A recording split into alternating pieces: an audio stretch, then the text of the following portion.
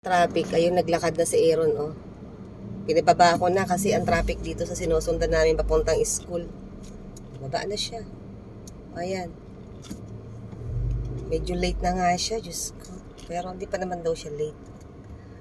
Ayan ang aking bunso. Pasok na siya. Ito yung hotel, oh.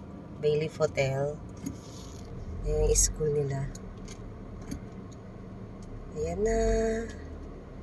Ang traffic, dito nata-traffic sa yung pagbalik. Yung pag-backward na ng mga sasakyan.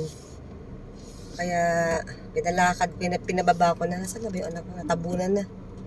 Ayun siya, naglalakad. Hindi ako makachempo na mapicturan ko man lang itong batang to. Ayun na siya. Ayun na yung natabunan ng dalawang girl. Still lang ang aking moment. Natid ko ang aking bunso. May pasok na. Ay, nako. Ayun na siya, oh.